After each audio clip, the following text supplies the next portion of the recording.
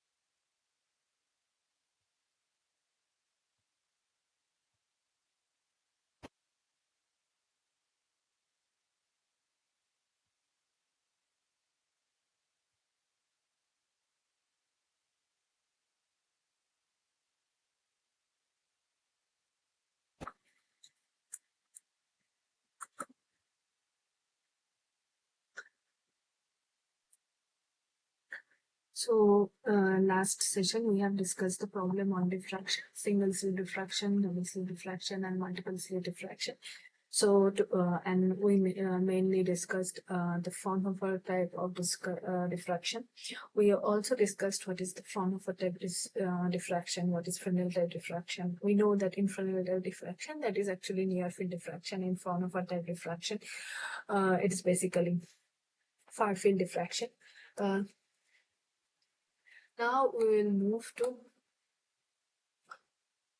uh, in this week we will discuss the rectangular aperture, this diffraction due to rectangular aperture.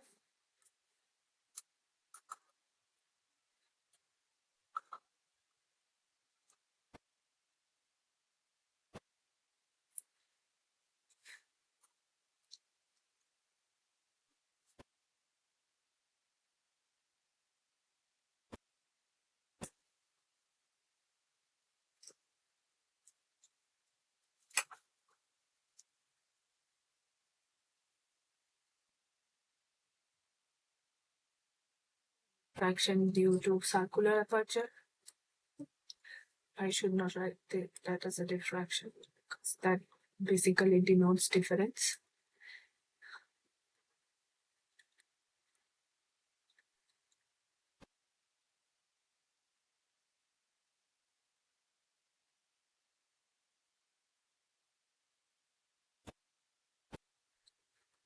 Then at number 3 we will discuss diffraction grating.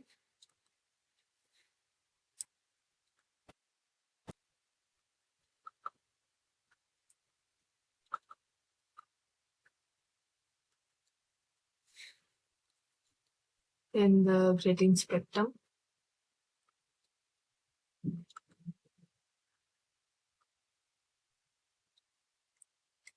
And resolving power.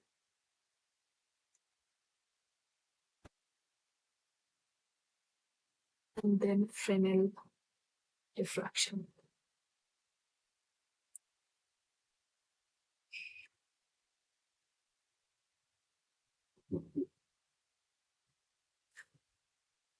So, firstly, I will discuss briefly everything what has been discussed in the class. Then I will discuss the questions. And the questions in the quiz are very simple and very like straightforward. I generally try to discuss some complex questions. So you can like uh, go to fundamentals and understand what are the fundamental things. And they are not that complex, but not simple as straightforward. So first start with rectangular aperture. So if a rectangular aperture is is a rectangular aperture is in y and z plane,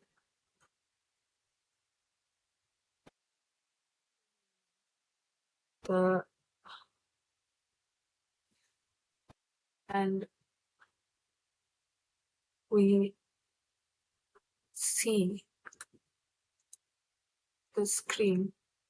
Oh, not we see the screen. The screen is in these are small y and small z.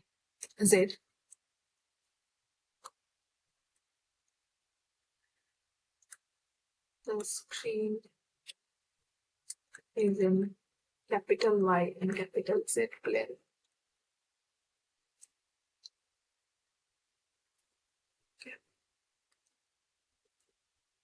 Then it has been shown in the class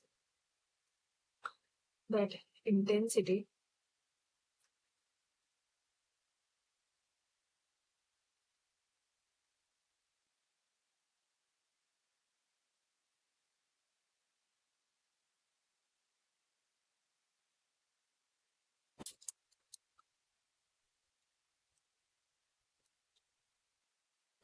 is I naught sine alpha dash by alpha dash whole square sine beta dash by beta dash whole square.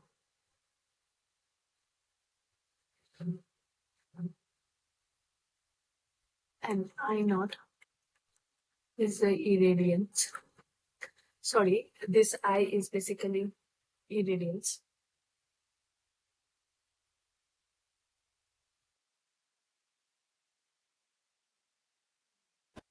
What means that y is equal to 0 and z is equal to 0. And we know that alpha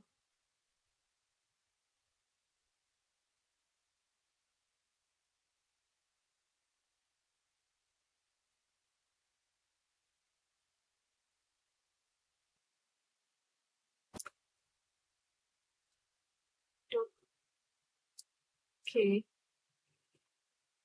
a z small z. Oh no, this is capital Z.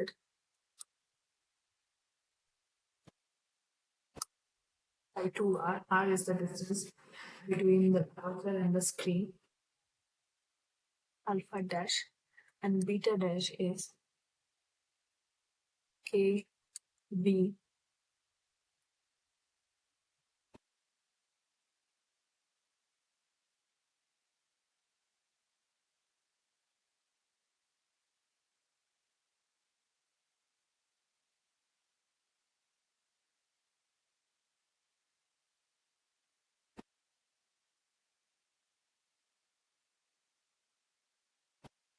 y by 2r.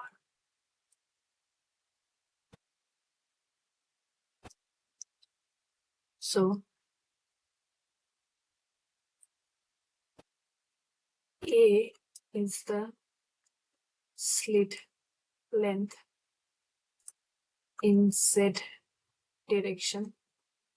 So here we assume that y is the horizontal vertical direction and z is the horizontal direction, and b is in slit length in y direction.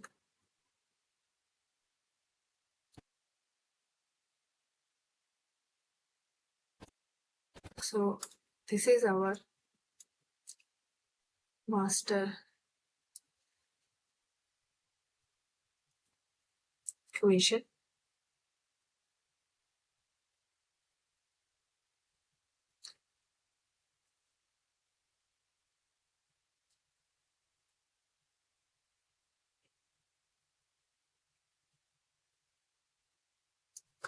And first thing we need to remember that y direction and z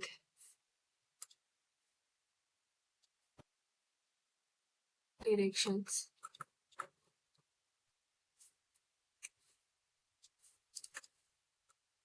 varies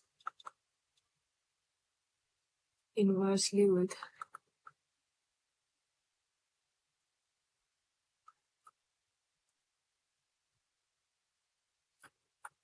the YZ aperture dimension.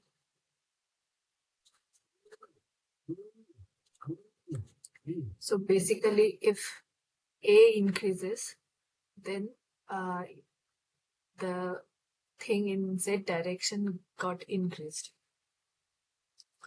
Otherwise, if A and B is equal, we'll get a similar, like this kind of like result. So a horizontal rectangle opening will produce a pattern with a vertical rectangle at its center. So that's the thing.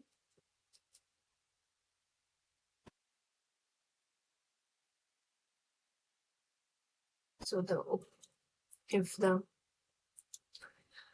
aperture is like this, then we will see the main risk. We will see this the resulting screen like this,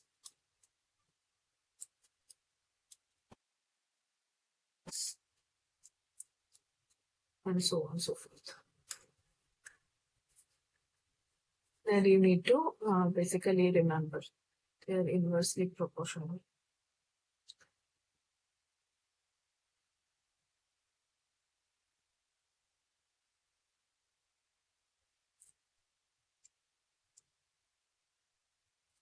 So at the center where y is equal to 0 and z is equal to 0, we'll get a maxima.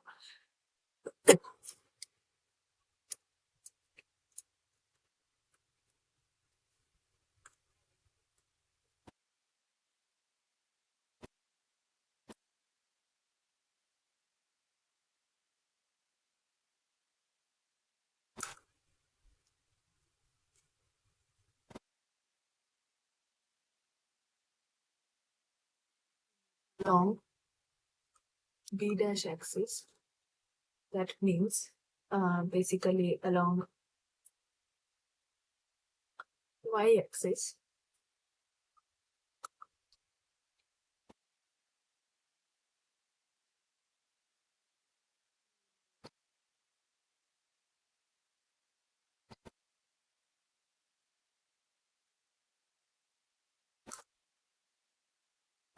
C theory maxima, which will be located at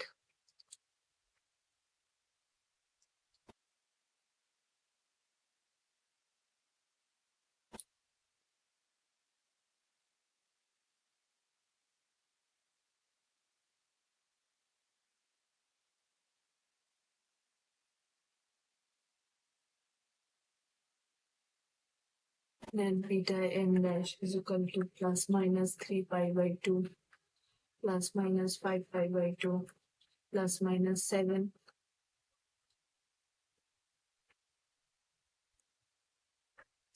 pi by 2 and so on so forth. So at each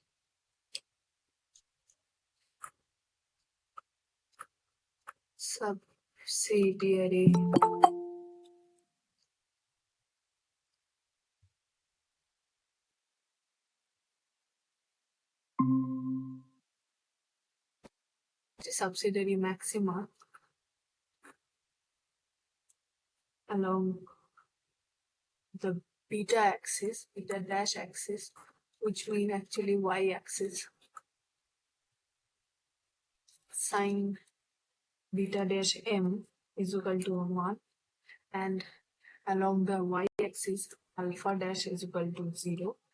Basically along y axis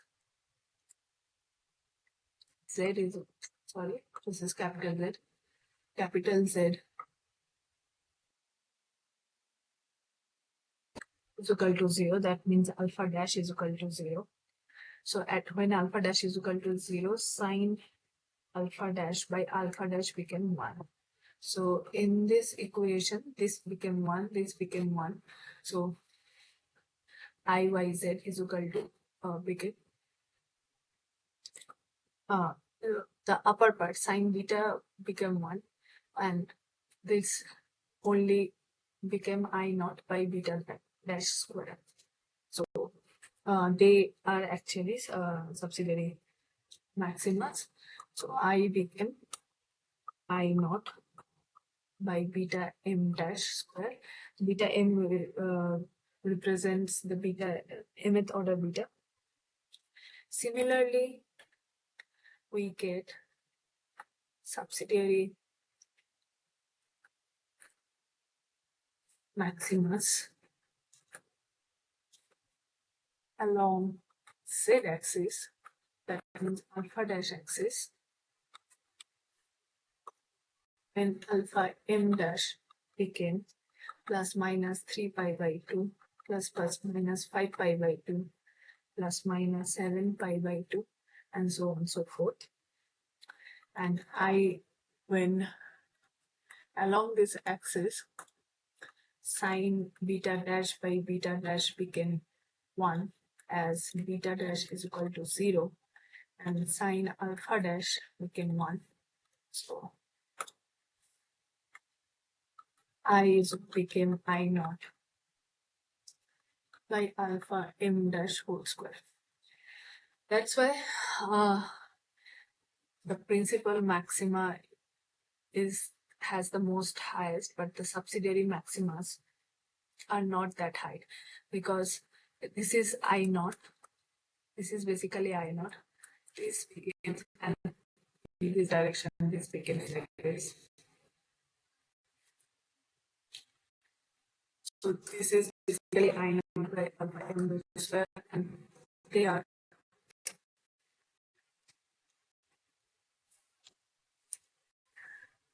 I naught by beta m dash square.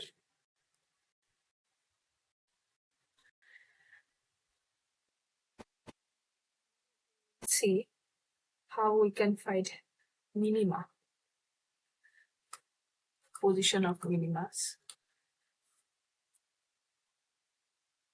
So I is basically I naught sine alpha dash square by alpha dash square sine beta dash whole square by beta dash square.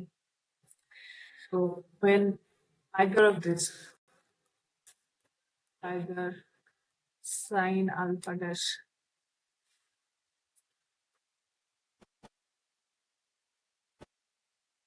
becomes 0 or sine beta dash becomes 0, we will get the minimum. So sine alpha dash is equal to 0 means alpha dash is equal to m pi. So that means a sine theta is equal to m lambda. M is an integer. M is equal to plus minus 1, plus minus 2, and so on and so forth. Or sine beta dash is equal to 0 when beta dash is equal to s pi.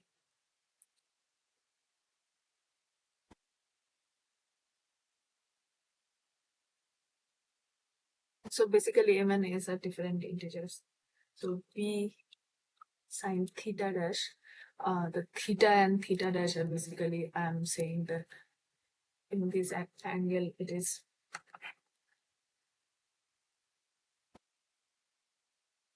if this that y direction, sorry, the in z direction we have assumed that is alpha.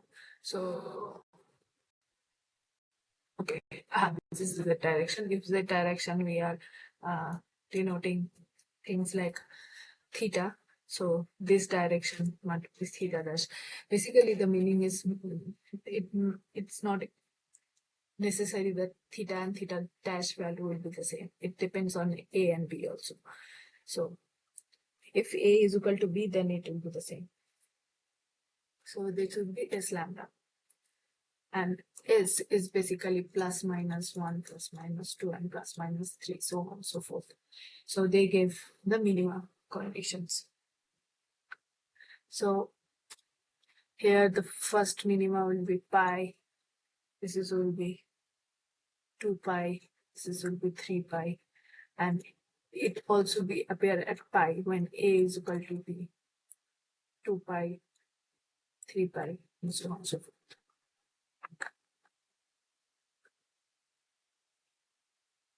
Now we move to circular aperture.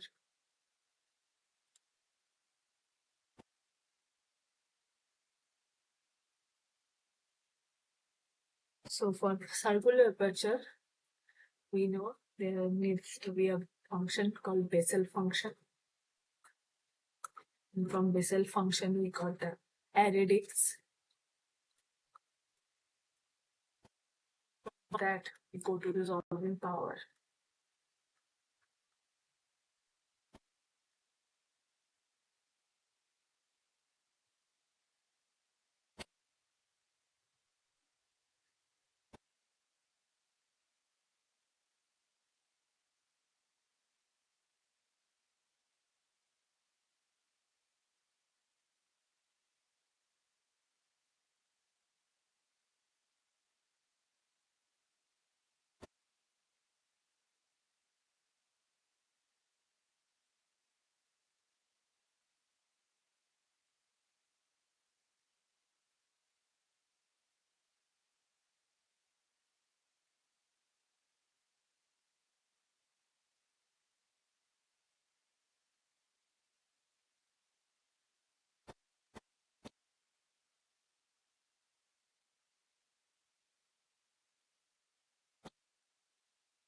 So for circular aperture,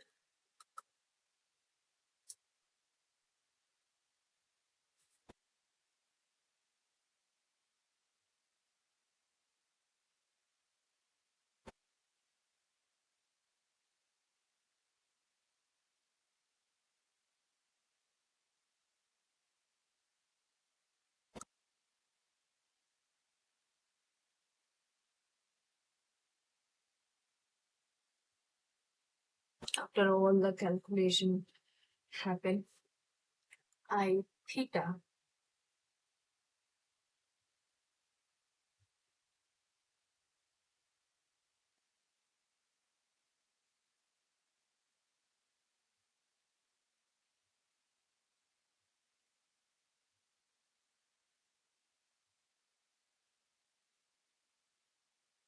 just remember, this is the function of y and z. Capital Y, capital Z. This is also the function of y, z.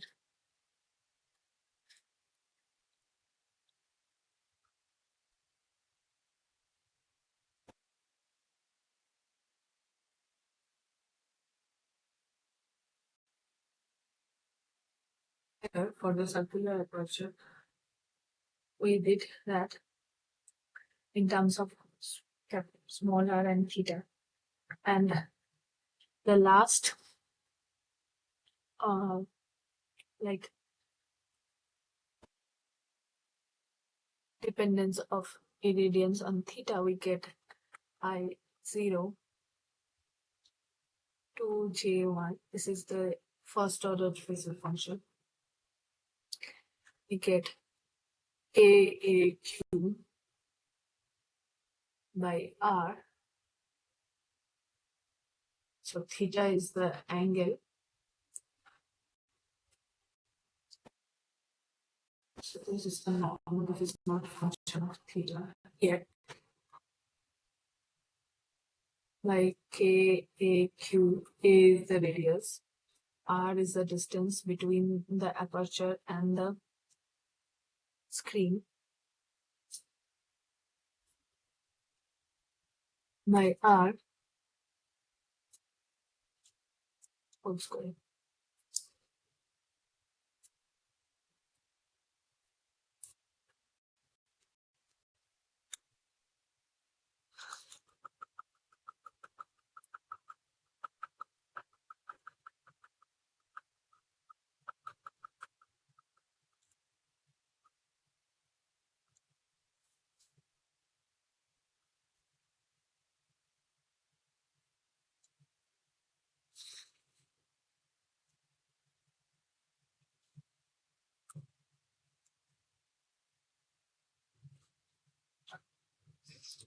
So now we'll put, we know that sine theta is equal to Q by R.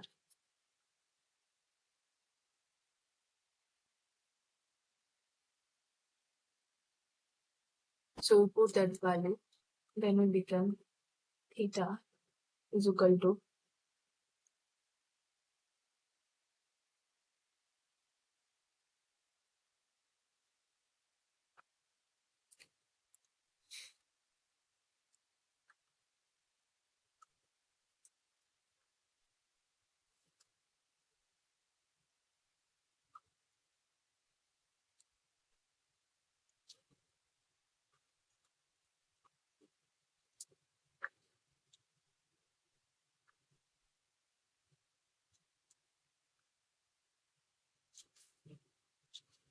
so it became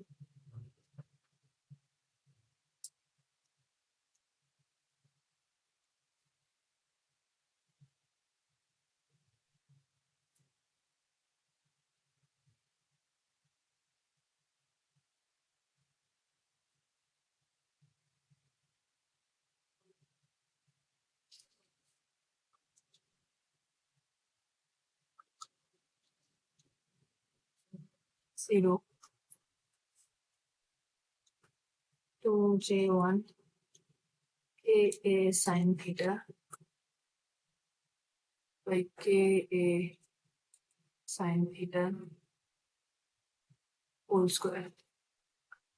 When J1 U is equal to 0,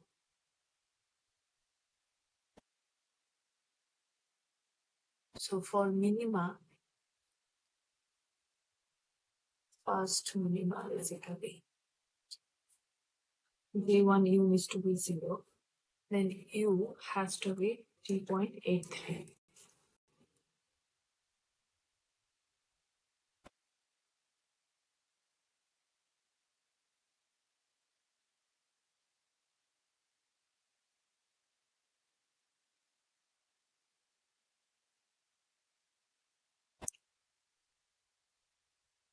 So Ka by R is 3.83. So Q1 is 1.22 to R. So Q1 is the radius of first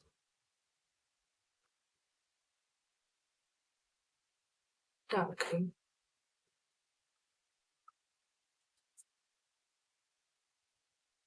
So why this is important? From this value,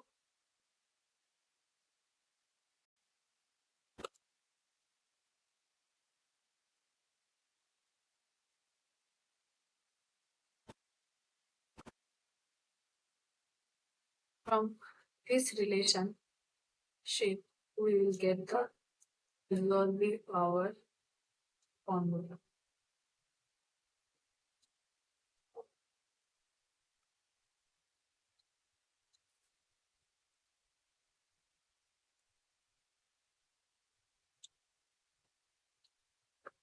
So before going into that, we'll discuss the condition for minima and maxima for circular aperture.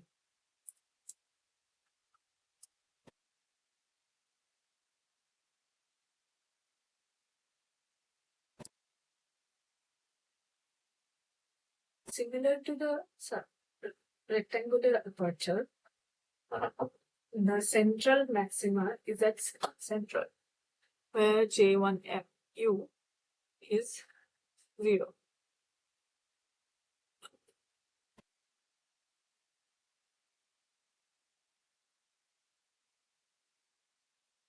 So we can write this as I naught J1M by M whole square. M is Ka sine theta. Okay.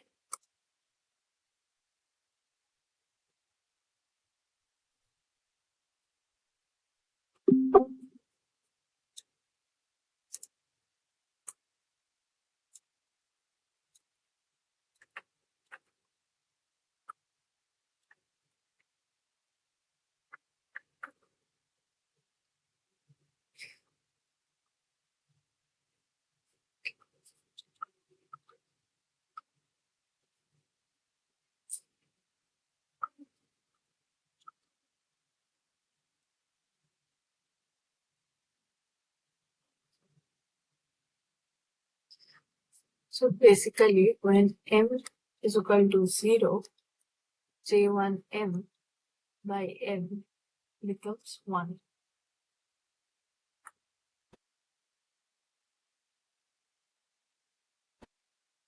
to half.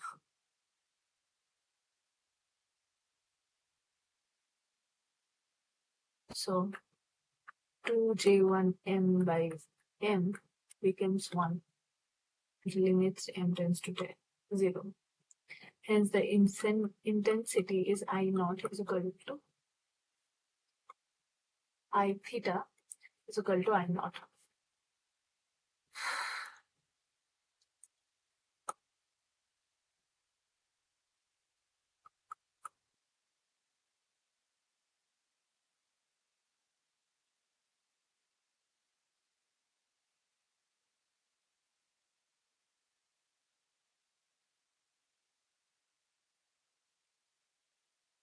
So this is the maximum intensity. Well,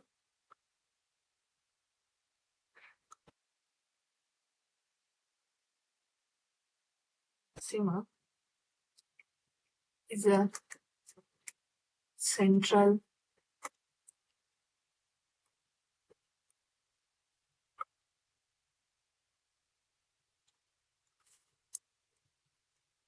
right disk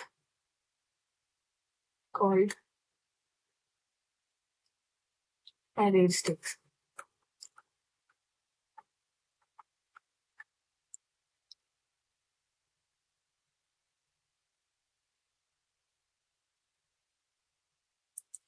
And we know I naught is basically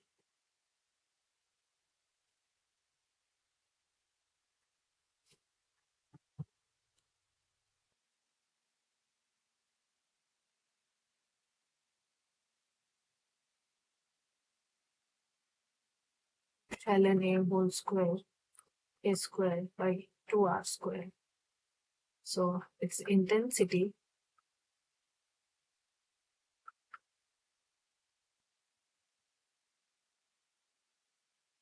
is proportional to the area of the aperture.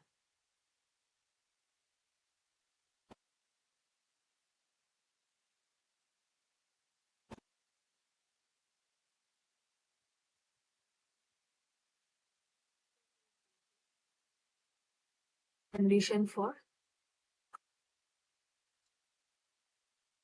and this is principal maxima.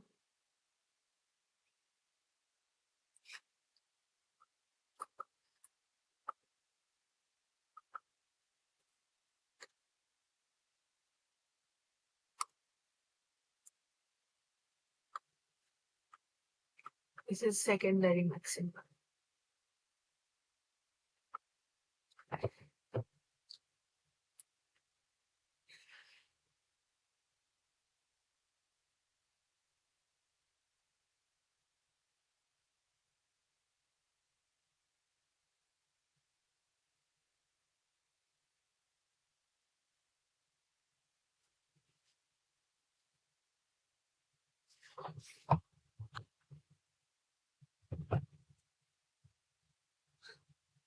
For secondary maxima, condition is ddm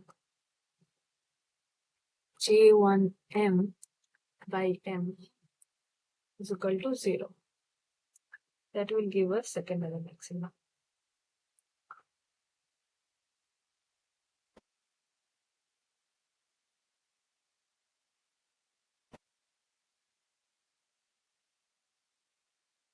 So we'll get for secondary maxima, for the second maxima,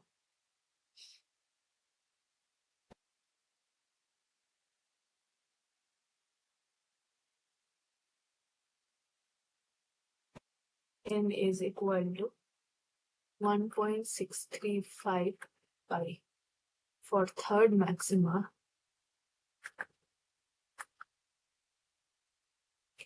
this is equal to 2.679 pi.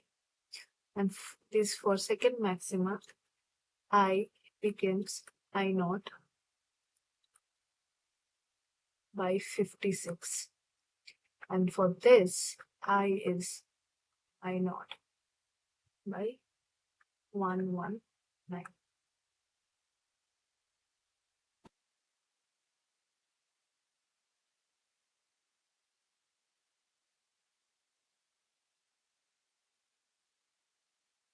Now, we will discuss the condition for minima.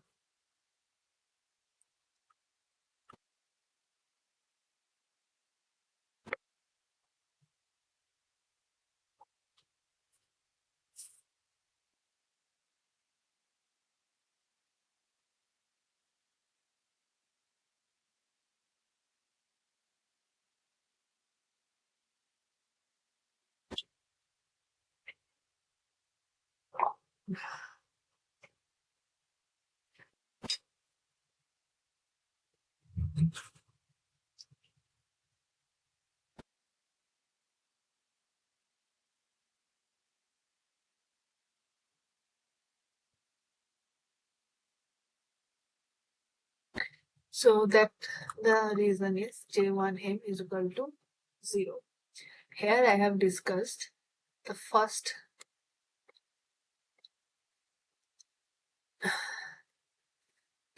point where J1 the first order Bessel function becomes 0 when u is equal to 3.83.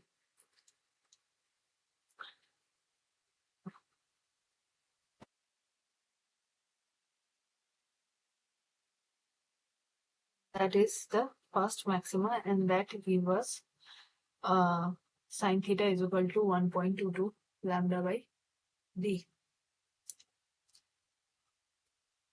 So that is, this also corresponds to sine theta is equal to 1.22 lambda by d. Or here it would be r. Okay.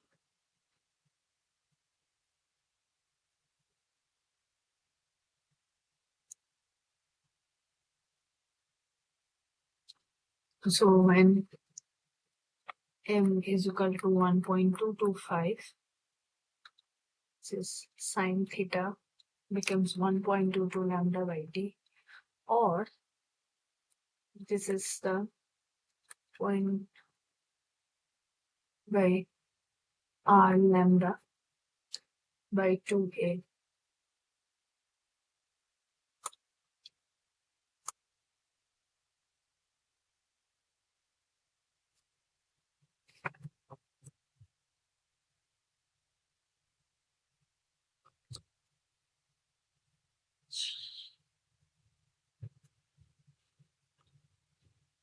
So d basically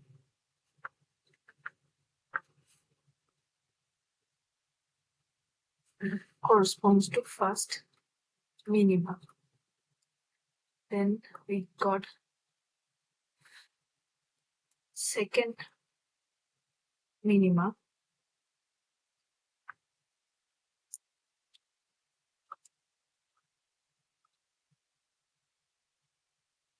When m is equal to 2.233 pi.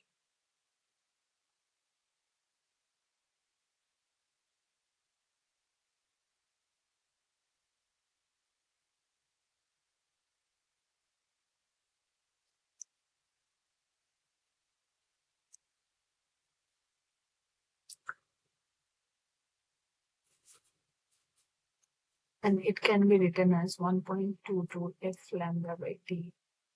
F is the focal length of the lens.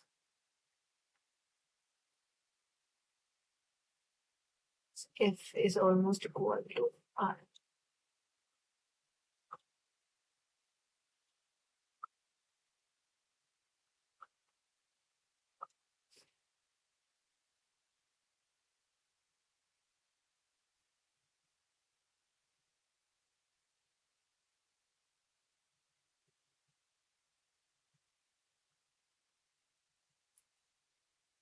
Third minima, m is equal to, it happen 3.238 pi. They are basically the zeros of the first order basic function. So at m is equal to 0, we get the first maxima. For m is equal to 1.635, we get the second maxima. For third maxima, 2.679. So for m is equal to 1.225, we've got first minima. So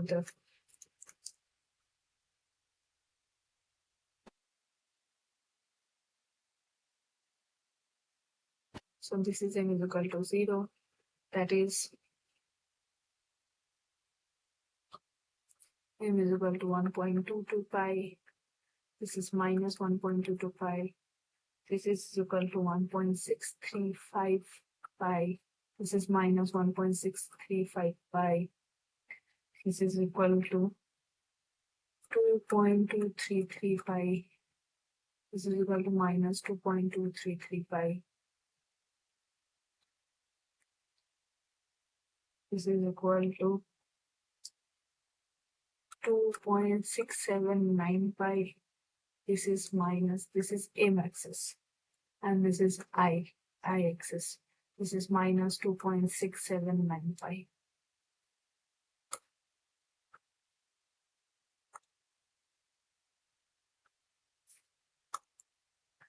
Okay. And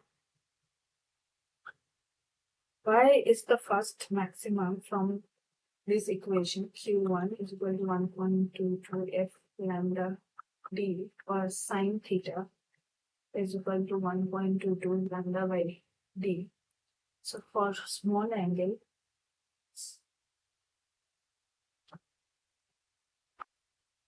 Q1f is equal to basically sine theta, and for small angle that becomes theta. So it can say sine delta theta. So sine delta theta is basically theta. So for that reason, it becomes 1.22 lambda by d. This is the radius of array disk.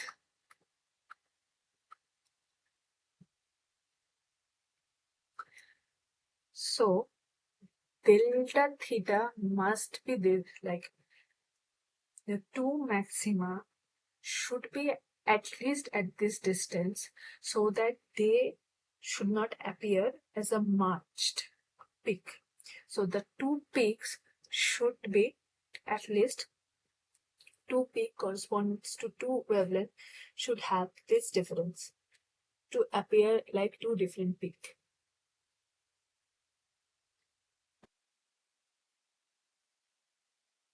So according to Rayleigh's criteria,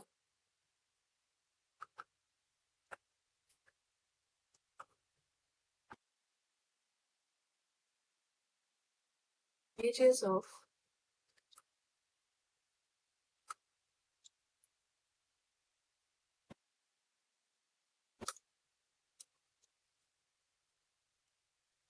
will be distinct and sorry, the class was dropped off.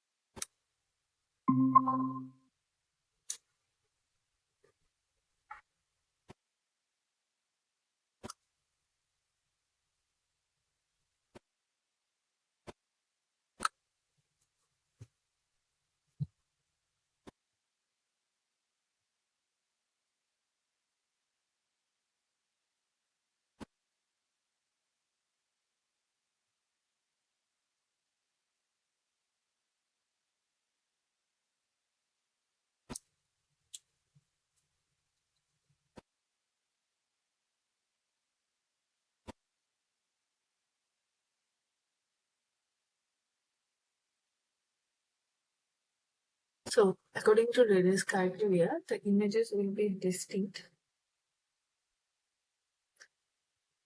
and just resolved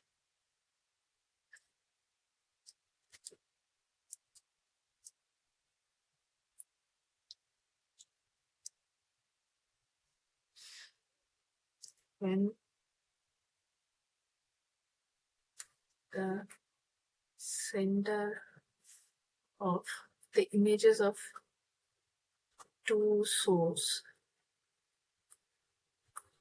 or images due to two source or two wavelengths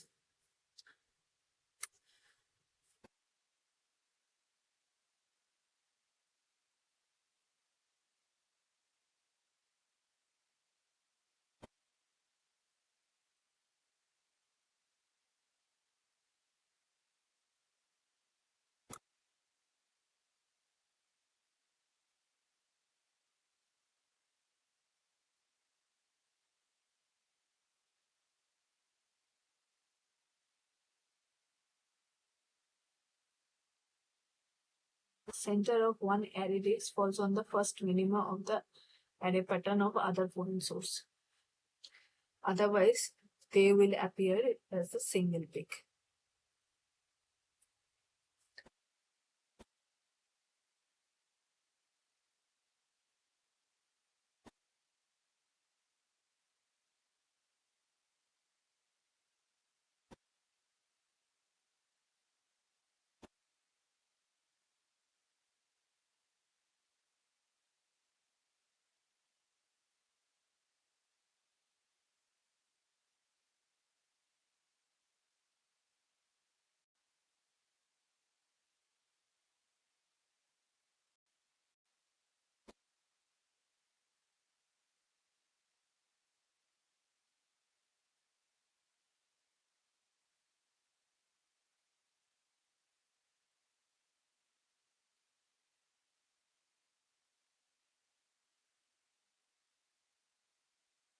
Source.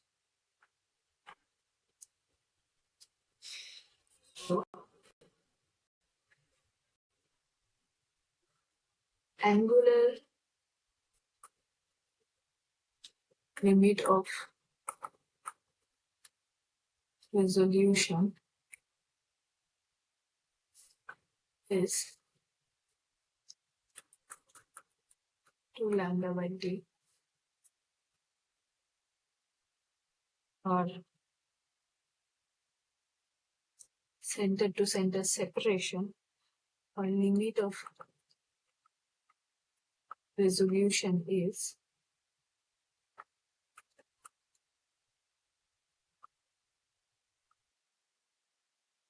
into 2f lambda by d, the first minimum. Our resolving power is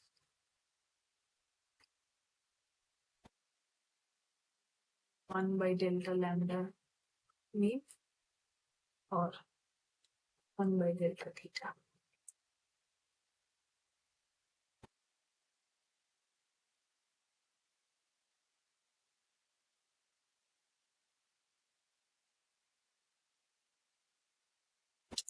So we need highest resolving power. So delta theta must be very small. That means two very close sources can be distinguished by that system, imaging system.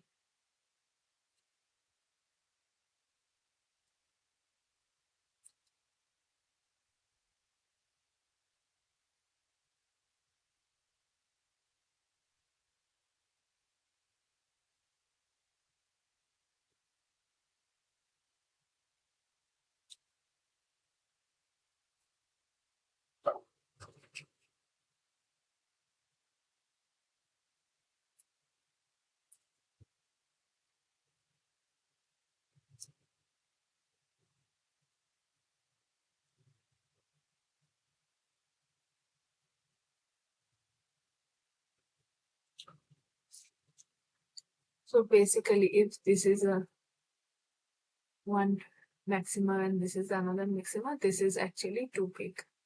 But if they are like this is like this and this is like this, they will appear as a single peak.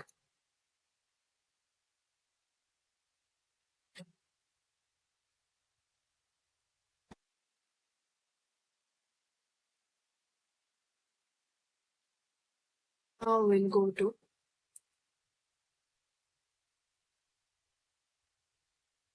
diffraction grating.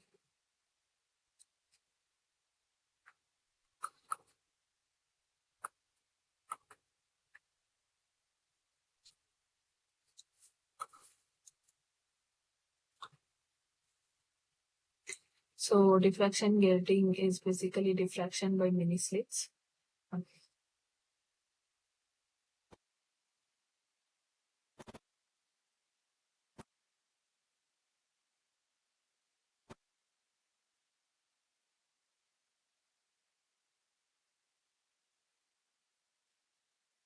So we know for that equation is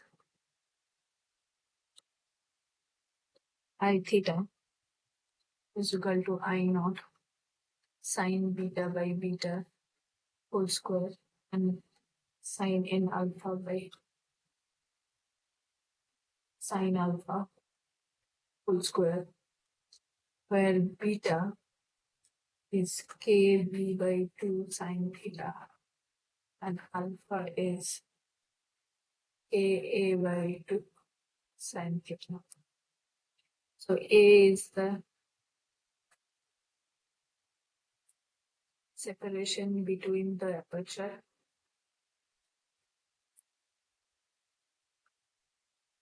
between the slits, and b is basically slit width.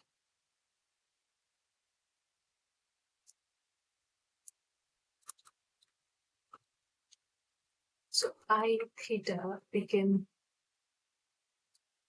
maximum when sine n alpha by sine alpha became n. That will happen when alpha is equal to 0 plus minus 5 plus minus 2 pi. That gives us the equation a sine theta n is equal to m lambda, where m is equal to 0 plus minus 1 plus minus 2, so on and so forth. And this is the grating equation.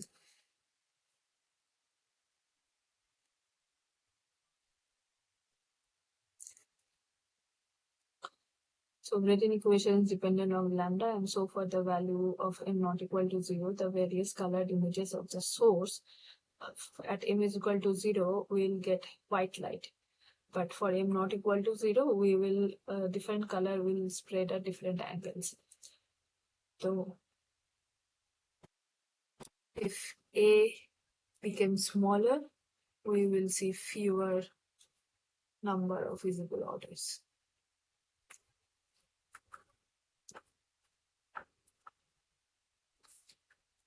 To 0, we see white spectrum, white light field.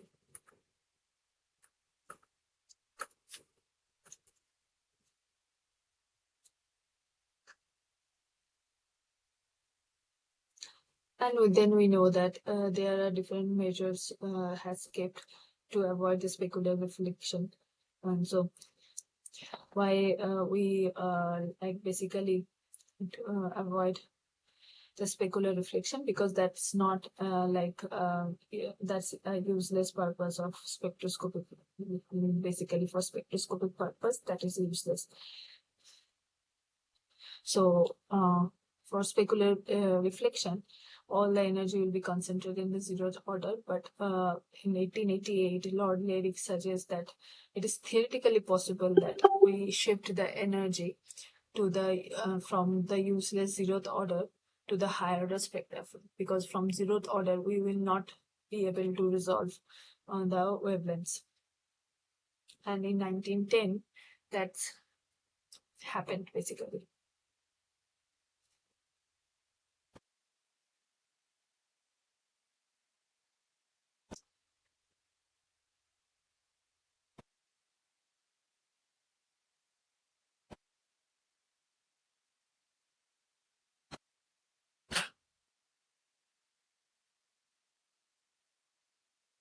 So now we go to resolving power.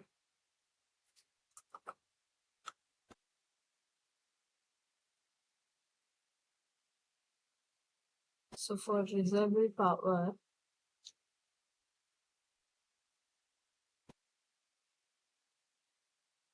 start from delta alpha.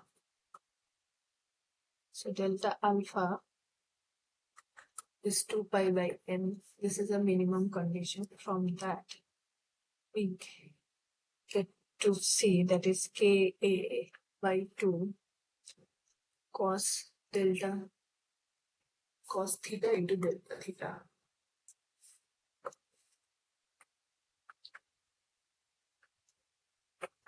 And that is equal to 2 pi by n. So if delta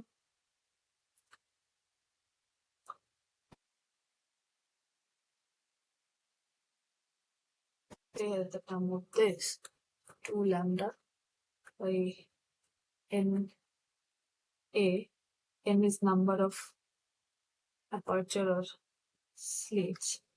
This is the equation. From this, angular dispersion is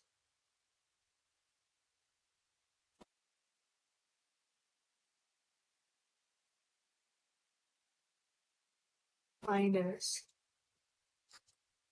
d theta by d and a cos theta. And this is dispersion, and chromatic resolving power is given as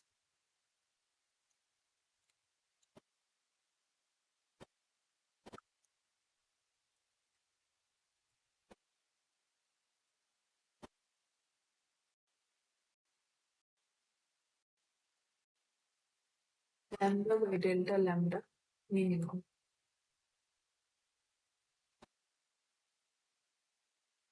So now we need to see what is delta lambda minimum.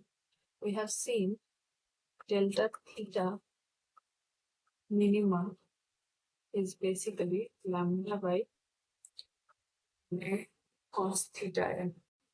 So delta theta by delta lambda minimum equals to m a cos theta n. So from these two equations, from this 1 and 2, we get lambda by delta lambda minimum, and that is basically the resolving power, chromatic result m, and this equation is gonna be our key equation. So resolving power cannot exist two numerical aperture by lambda. It happened when theta I is equal to minus theta n, which is equal to 90 degrees. And this lambda is mean lambda, basically, of two light.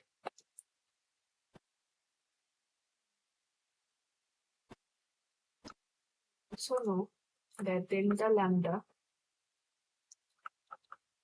free spectral range is basically the wavelength difference is lambda by m.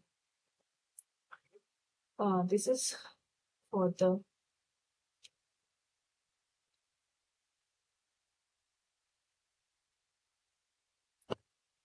from the creating resolving power.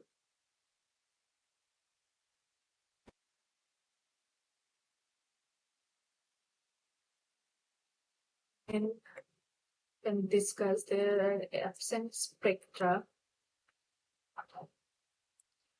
and ghosts in the diffraction grating. So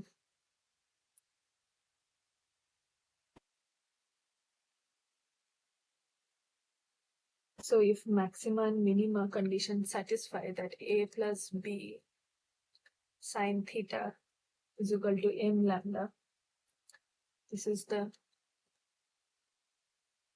mth order principal maxima.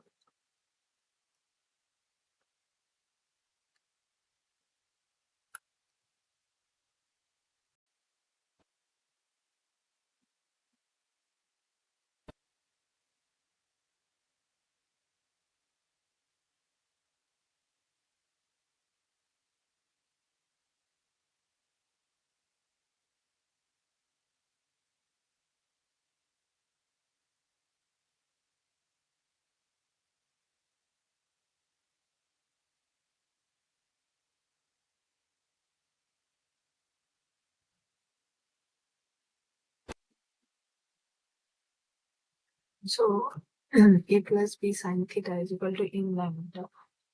This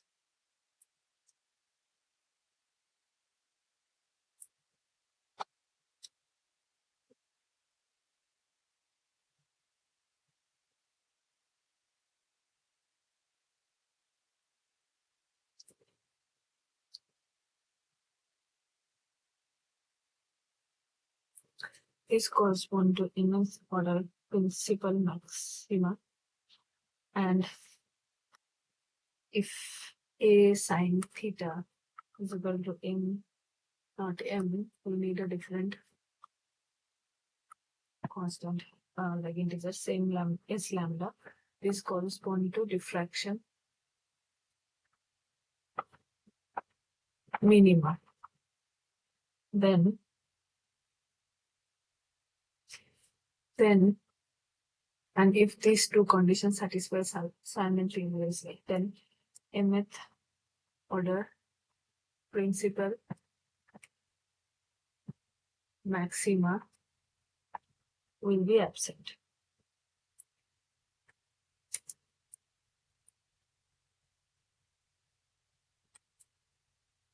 So a plus b by a is equal to m by s for this like uh, condition.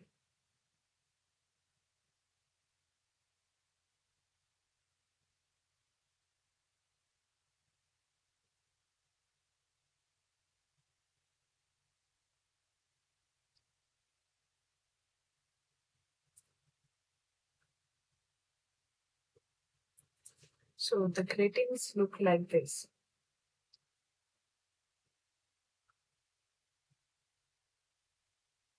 So this is A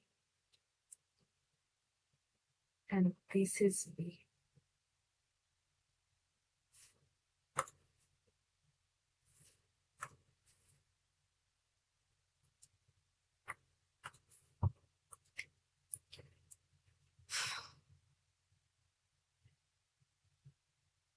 And they are called ghosts, like ghost lines.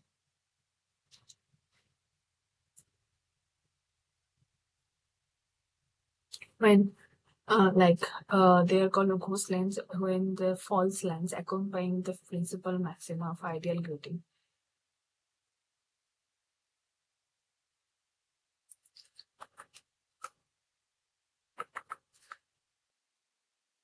Lines are common.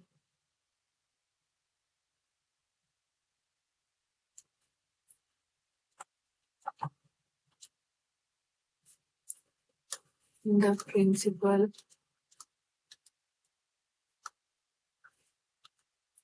maxima of ideal grating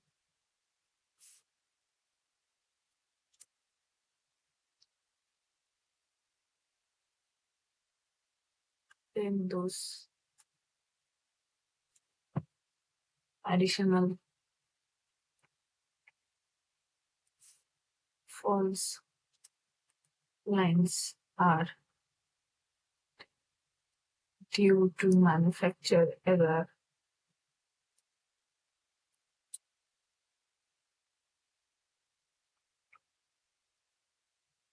are known as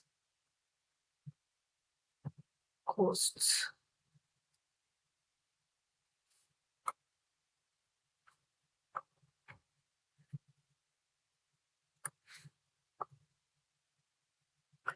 And they are also overlapping of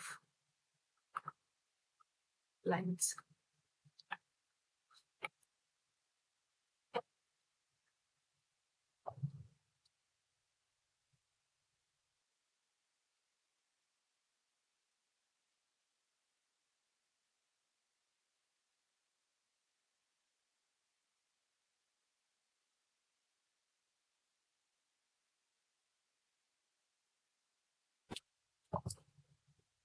Again, the call got dropped off.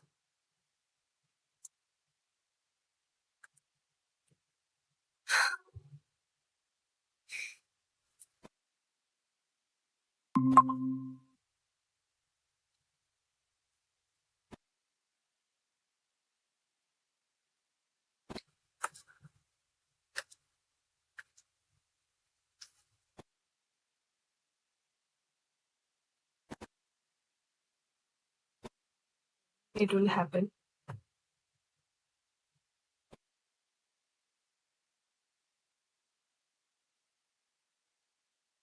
What if given grading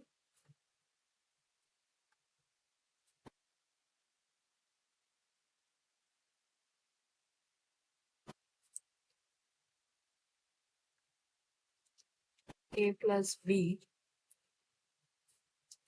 is constant,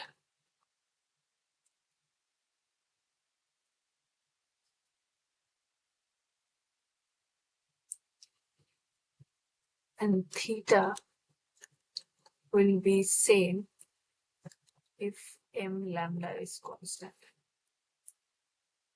So when the source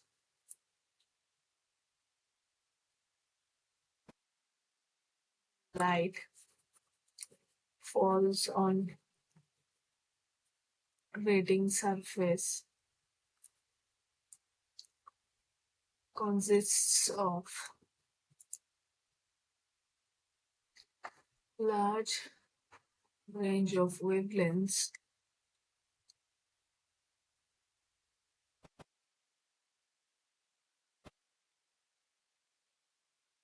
spectral lines that when lambda is higher, m is lower, and when lambda is low and m is higher, the m lambda can be constant.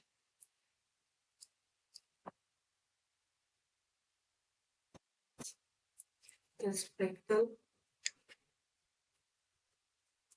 lines of longer wavelength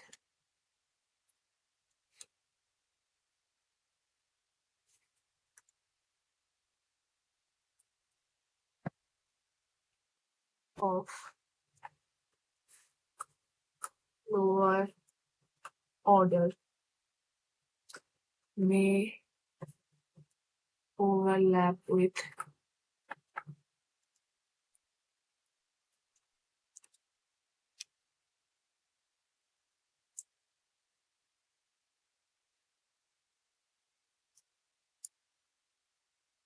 spectral lines of shorter wavelength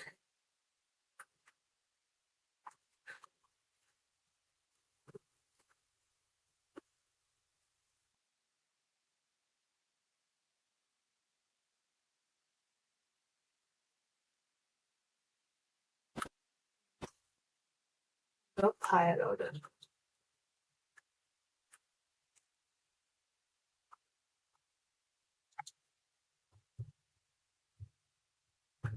For example, like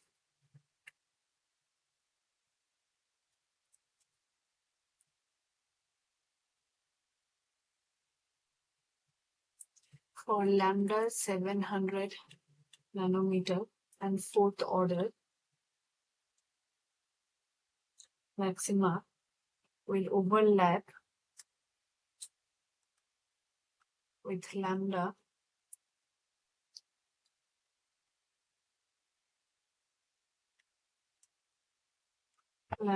is equal to 525 nanometer.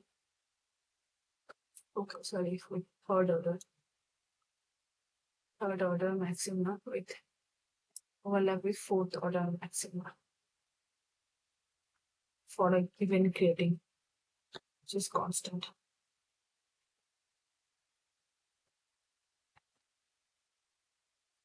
So there is a like we can do the spectroscopy with grating and also with prism.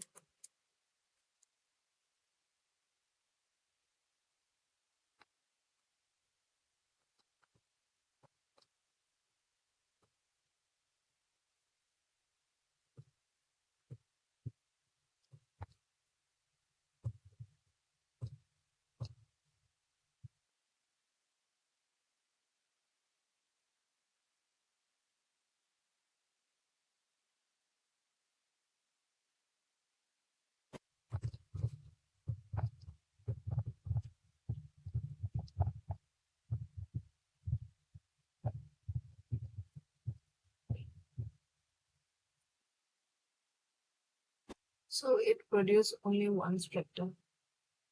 There is a number of spectra, but prism spectra is brighter than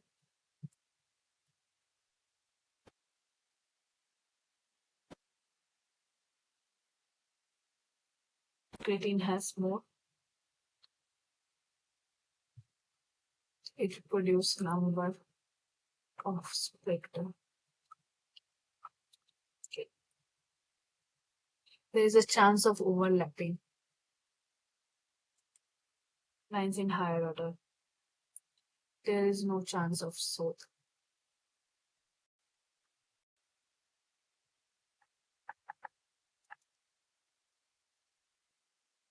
Absorbing power is much greater.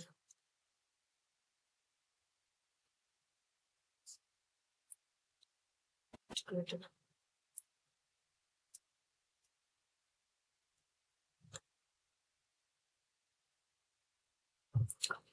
The grating spectrum is normal.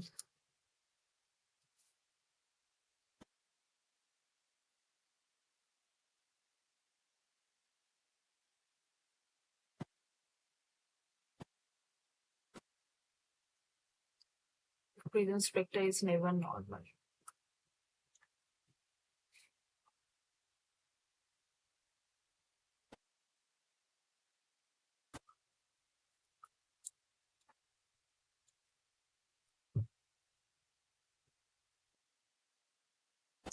Dispersion doesn't depend on material.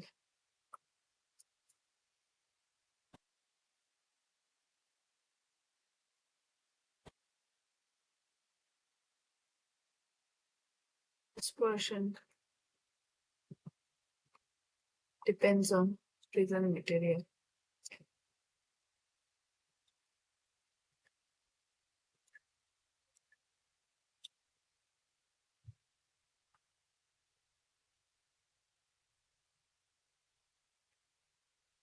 And here there is a ghost.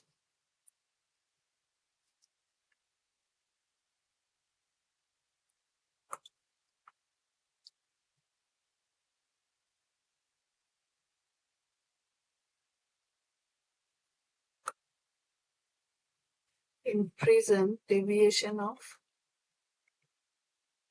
violet color is more than deviation of red color.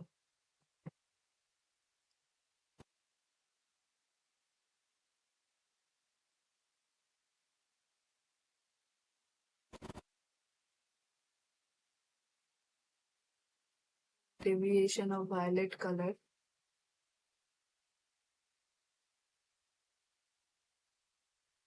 is smaller than the red.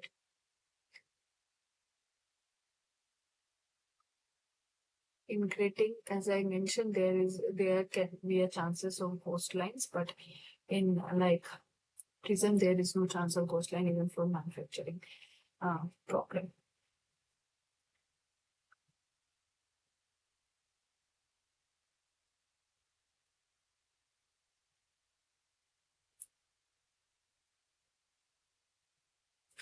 Now, at last, we discuss Fresnel's diffraction.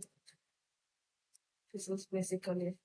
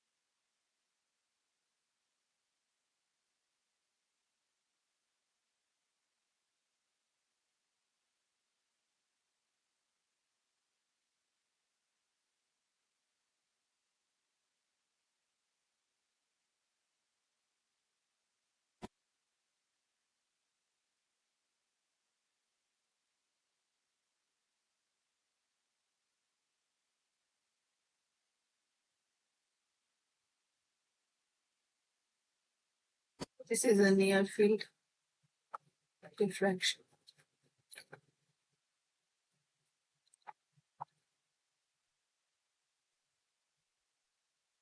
And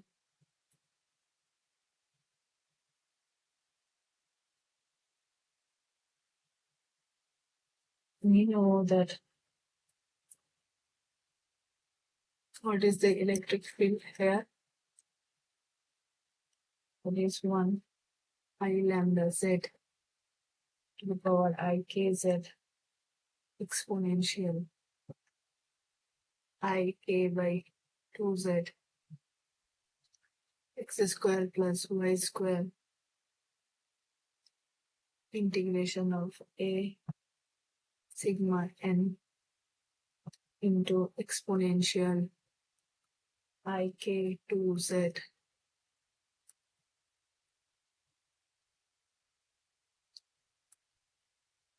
into exponential I u with n d psi df.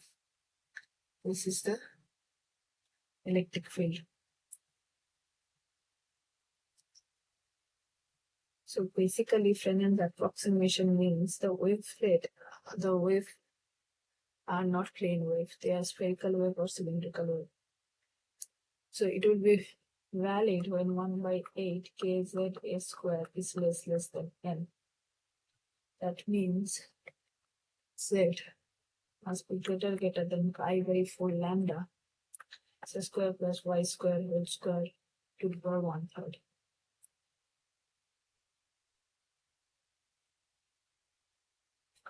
And for Fraunhofer approximation,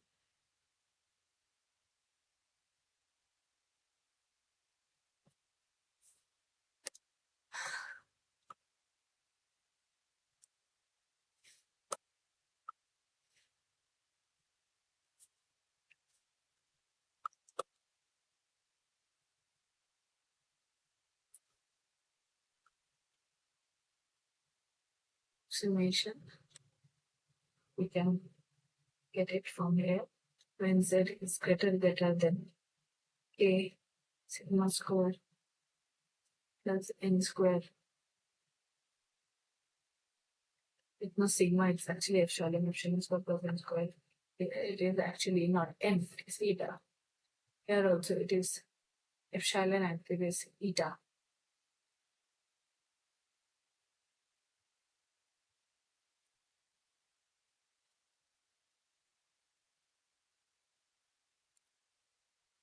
Next, in formula for approximation, this became 1 by I lambda z exponential I k z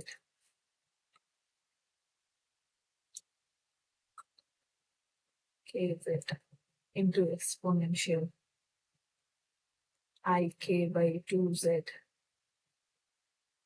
x square plus y square integration a, which is a function of epsilon and eta, e to the power minus I u sigma plus dn d sigma d epsilon d eta.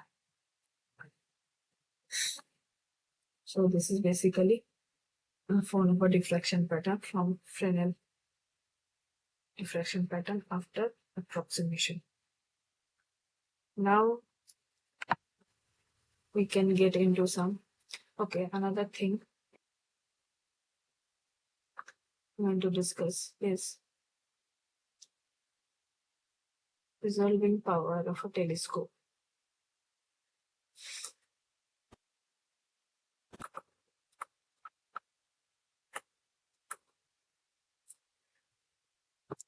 We know that is sine theta is equal to 1.22 lambda by d. So resolving power is basically d by 1.22 lambda. Magnifying power of a telescope n is basically d by capital D by small d. This is the magnifying power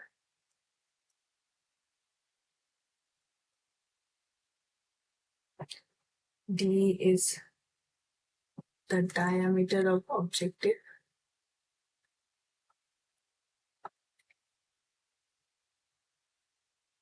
and small d is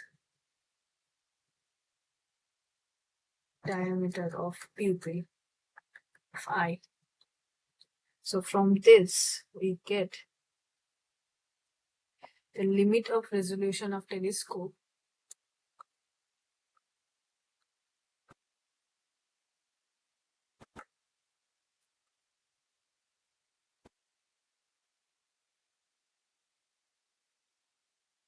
given by theta is equal to 1.22 lambda by d,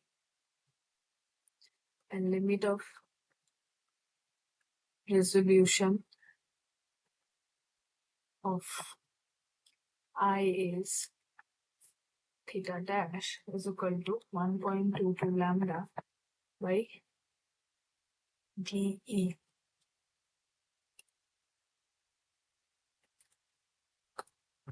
So theta dash by theta is equal to d by dE. This is equal to the magnifying power of the telescope or the resolving power. And resolving power of microscope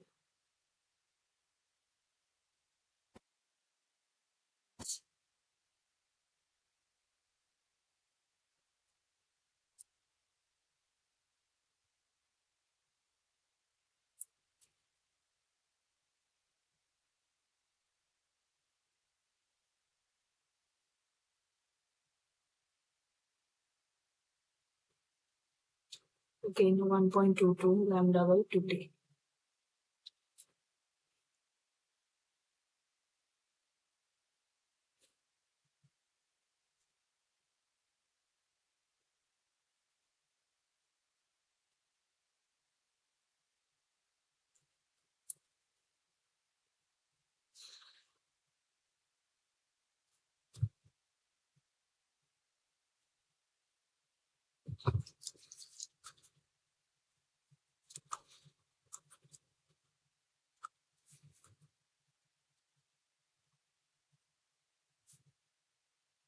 One point two two lambda naught by 2n sine theta. This is called numerical aperture. So this is lambda 0 by 2 and a into 1.22.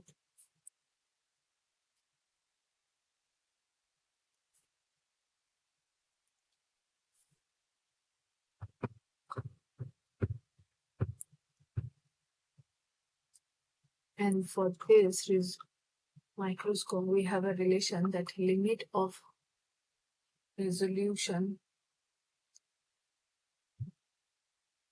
of a microscope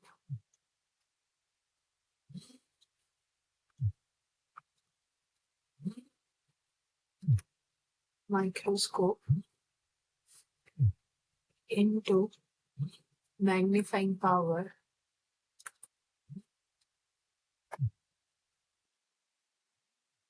is equal to limit of resolution of the eye.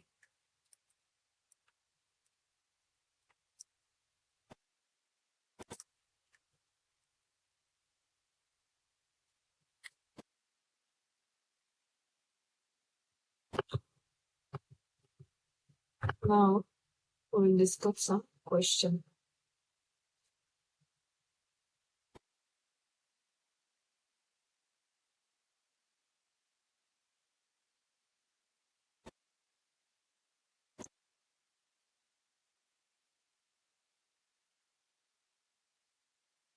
Calculate the least width that a grating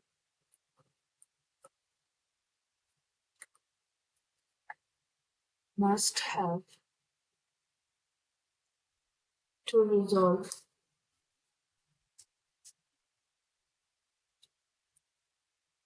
two components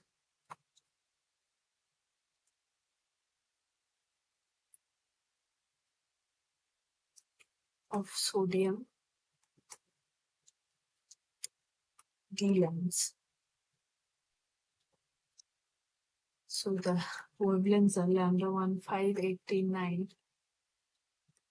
nanometer and lambda 2 is 589.6 nanometer in the second order. Here the order is mentioned. So list with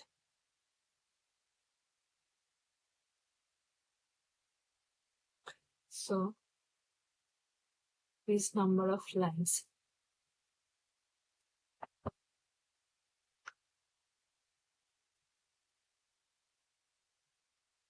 And the number of lines per millimeter of the grating is 80.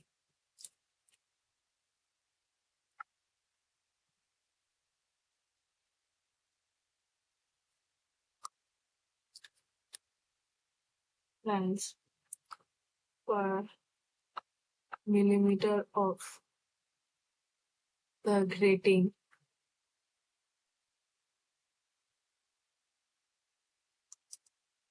is 80. So the answer that we know that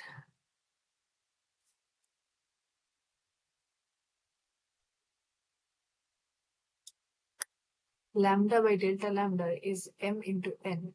Here m is 2.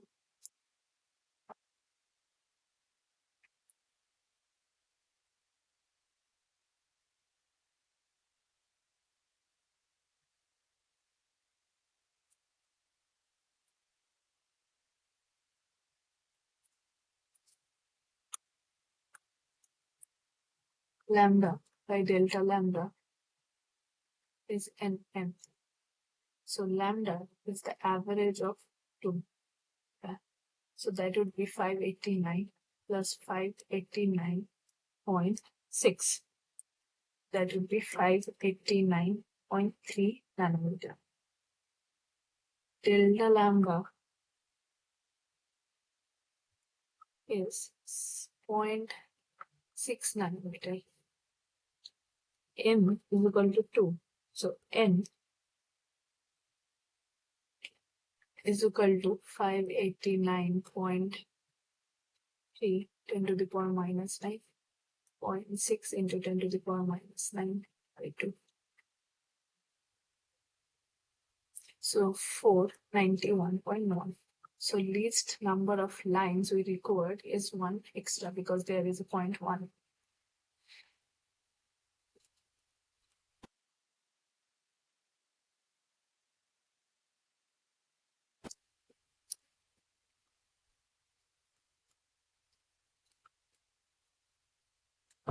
.492. So, and there are lines per millimeter of the grating is 80. So the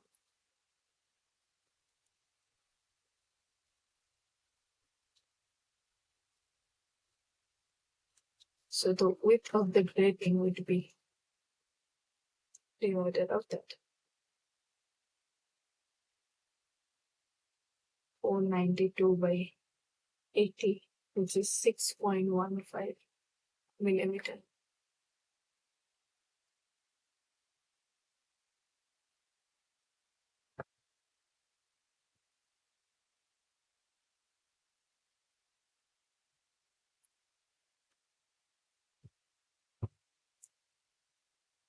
Then question 2.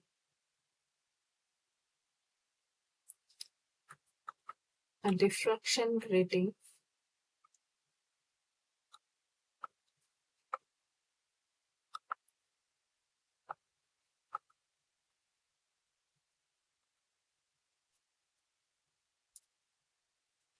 2 centimeter wide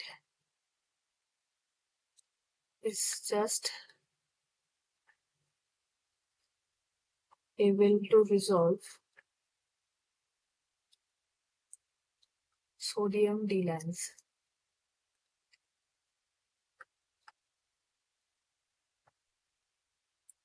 In second order.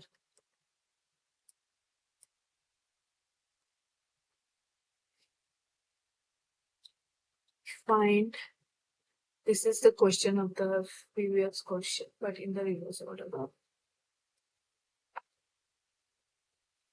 Find the number of rulings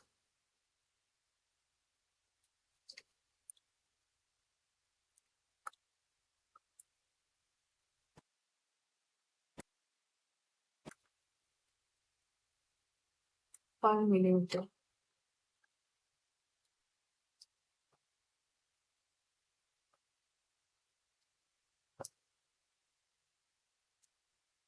So lambda by delta,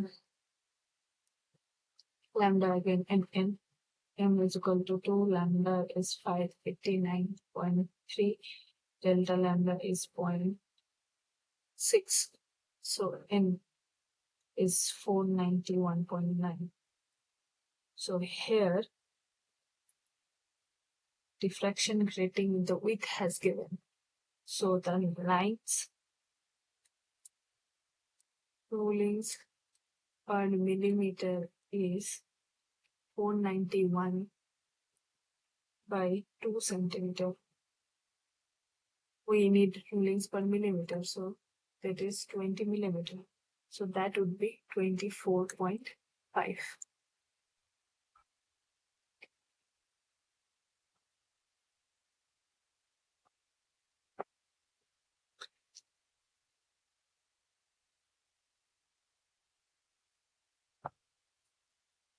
Question 3 is, consider a grating of width 5 centimeter with slits of width A is equal to 0.001 millimeter separated by a distance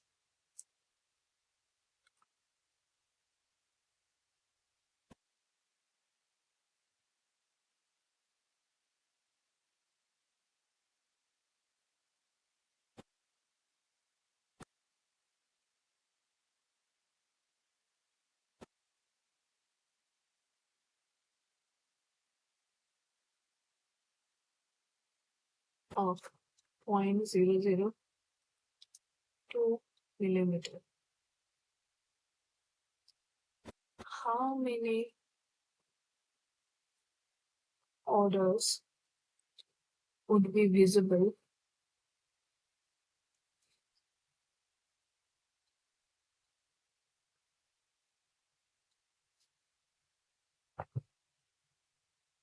at lambda is equal to 550 nanometer? Calculate the width of principal maxima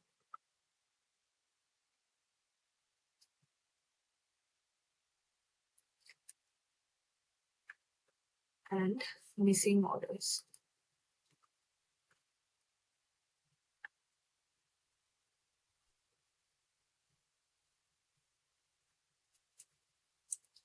So K is 0.001,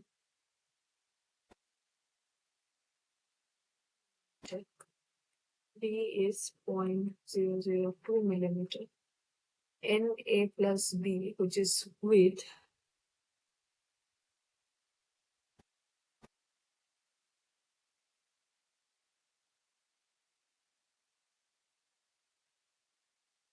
five centimeter.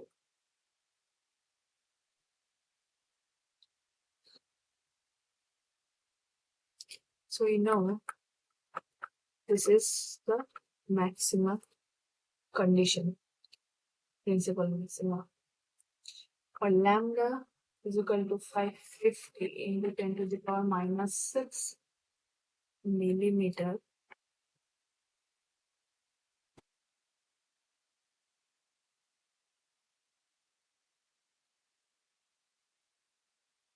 for maximum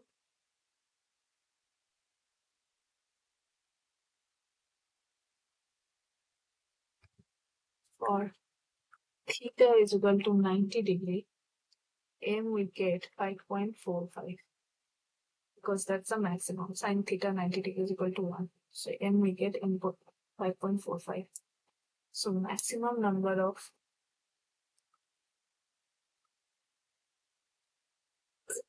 observable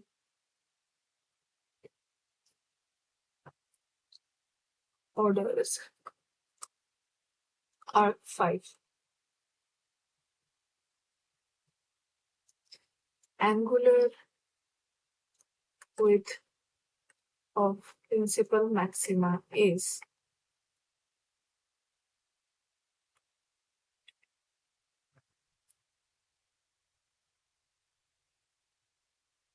2d theta.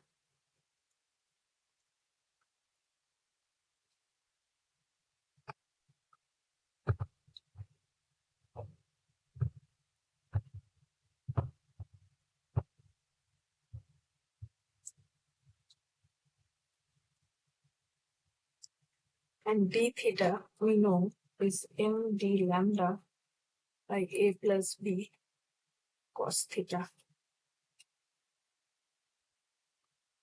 from this equation. After differentiating that,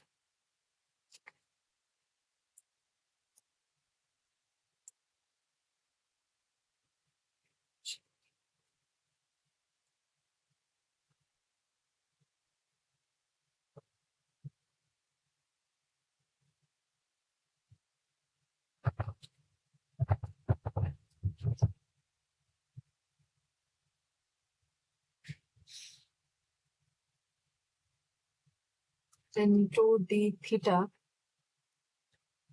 is basically 2 by n 2 lambda n a plus b cos theta. By putting all this value,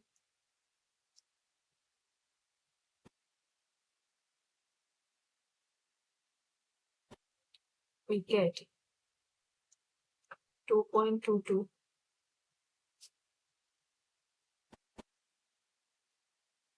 to the power minus 5 radian.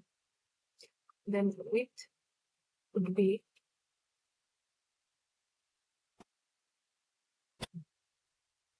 n into a plus b is 5 into 10 to the power minus 2 meter.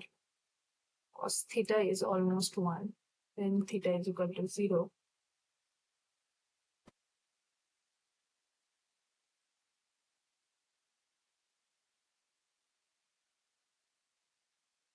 Then we get a plus b by a is equal to 3 by 1.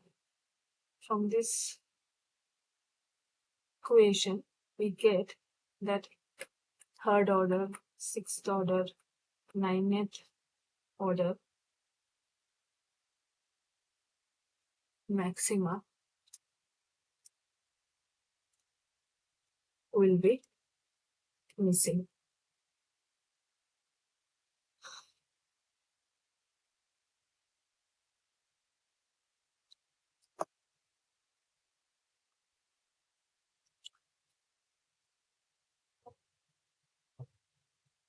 So I wanted some telescope question. So let's discuss one quickly. The objective of a telescope has a diameter 2.54 meter. Assuming the mean wavelength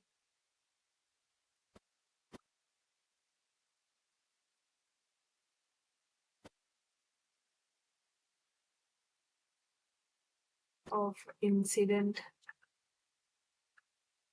light to be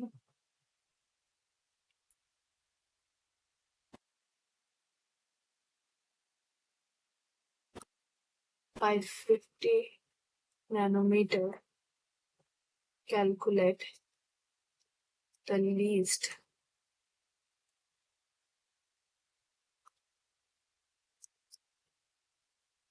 angular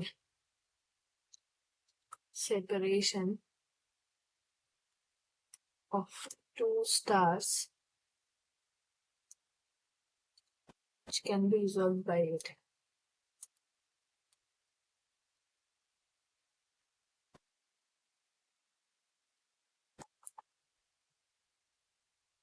So theta that can be resolved is 1 lambda d.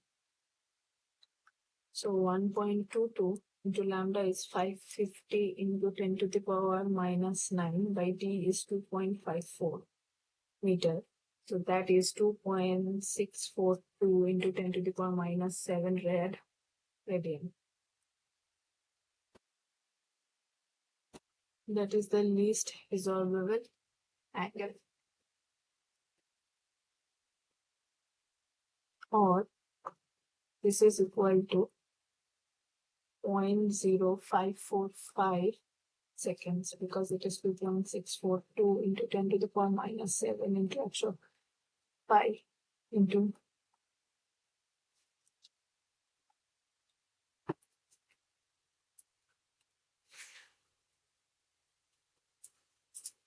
now. Let's see some question of the previous year quiz.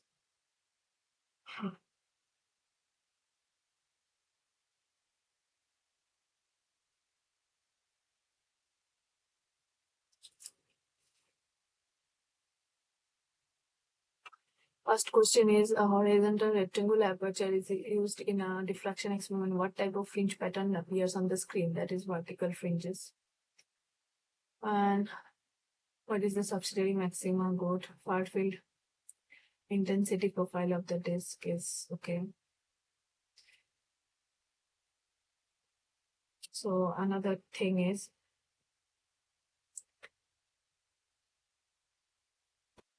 the minimum question number 5. Minimum number of slits required to resolve two closely spaced lines, 500 nanometer and 505 nanometer in the second order spectrum produced by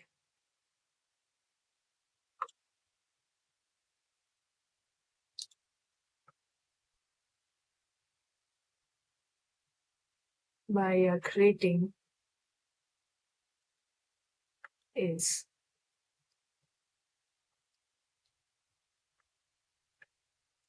so lambda delta lambda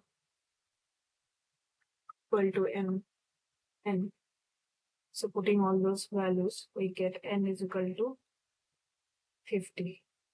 So number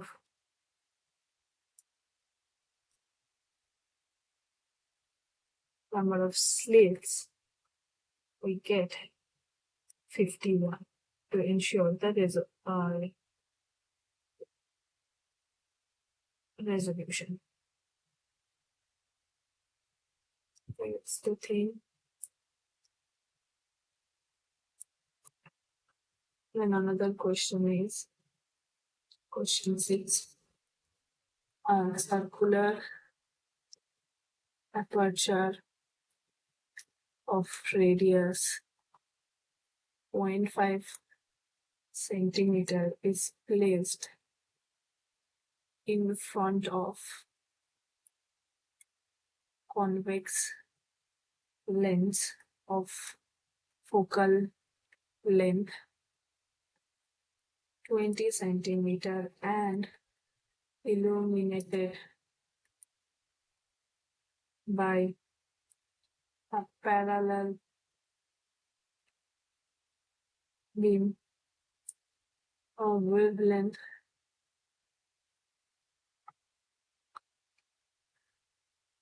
500 nanometer. What is the radius of the first ring in the diffraction pattern?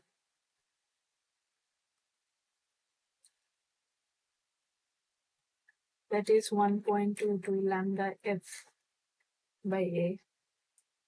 So that is 1.22 500 to 10 to the power minus 9. F is 0.20 centimeter, which is 0.20 meter, by A is 0.005. It has been shown here.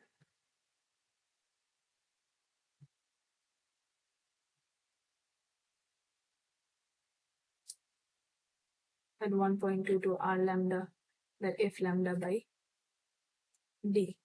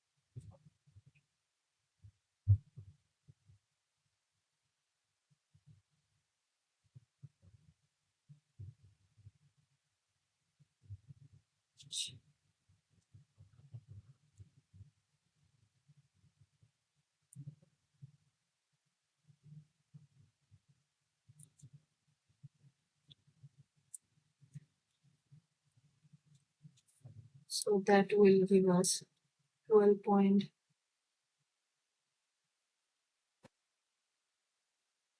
into 10 to the power minus 6. So the answer is 12.2 micrometer. And other question was students here, like quiz is very straightforward. It's from the theory that angular limit of resolution of an image forming system is, we know that is 1.22 lambda by d, and like this. And what is the form diffraction limit?